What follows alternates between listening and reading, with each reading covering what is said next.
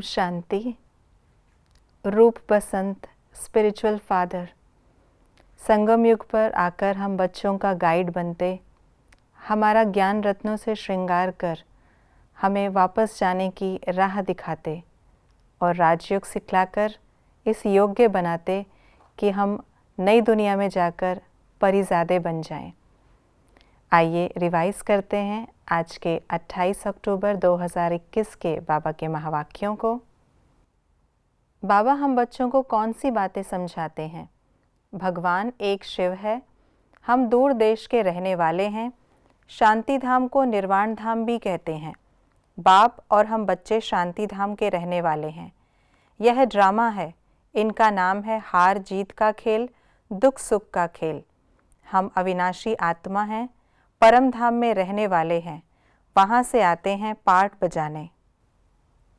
कहा जाता है निश्चय बुद्धि विजयंती, संशय बुद्धि विनिशयंती।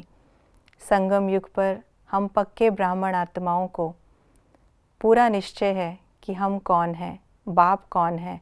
हमें अपनी पढ़ाई पर, अपने लक्ष्य पर, विजय पर, बाबा के रथ पर पूर्ण निश्चय है। लेकिन आज बाबा ने किन बातों पर निश्चय रखने के लिए कहा, आइए देखते हैं। बाप हमको पढ़ाते हैं, हम शांति धाम के रहने वाले हैं। हम आत्मा का स्वधर्म शांत है। आत्मा बिंदी में अविनाशी पाठ भरा हुआ है। कोई भी मनुष्य को देवता नहीं बना सकता है। भगवानुवाच केवल संगम पर होता है, फिर कभी नहीं। आज तक भक्ति मार्ग में मनुष्य क्या करते और मानते आए हैं? गंगा पतित पावनी है, मुक्ति के लिए माथा मारते रहे, बाप से मिलने के लिए भटकते रहे, सुख को कागविष्टा समान मानते आए। शास्त्रों में लिख दिया कि सतयुग में भी दुख होता है। गंगा स्नान, यज्ञ, तप, यात्रा करना, ये सब भगवान से मिलने के रास्ते हैं। ऐसा कौन सा कर्तव्य है जो एक बाप के सिवाय कोई नहीं कर सकता? राजयोग सिखलाना, मनुष्य को देवता बनाना, मनुष्यों को शांति धाम सुख धाम का मालिक बनाना।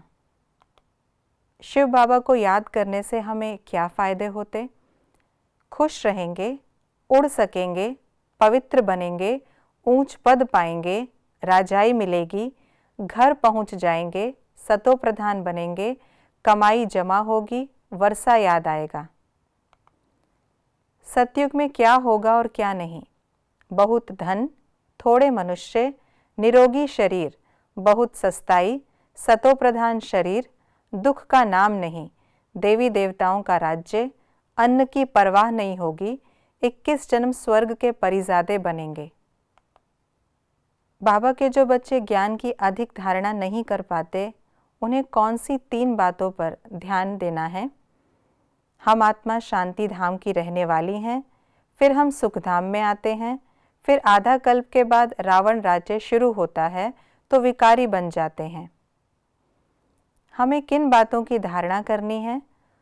क्रोधी के साथ क्रोधी नहीं बनना है, पवित्रता की पक्की राखी बांधनी है, माया के किसी भी तूफान से हारना नहीं है। जब कोई क्रोध करे तो बहुत बहुत शांत रहना है। सवेरे सवेरे बाप को याद कर अपनी कमाई जमा करनी है। श्रीमत पर चलना है, कदम कदम पर बाबा से राय लेनी है। ये थी आज की मुरली की विशेष बातें। आज हम सारा ही दिन अपने क्रोध पर अटेंशन दें। कोई हमारे सामने कैसा भी रूप धारण कर क्रोधी बनकर आए, लेकिन हमें उसका जवाब क्रोधी बनकर नहीं, शांत रहकर देना है और अपने याद के चार्ट को बढ़ाना है। कमेंट बॉक्स में लिखकर ज़रूर बताइएगा कि आप अपने पुरुषार्थ को बढ़ाने के लिए निश्चय बुद्धि बन आज की मुरली से कौन सी पॉइंट को धारण करेंगे। ओम शांति।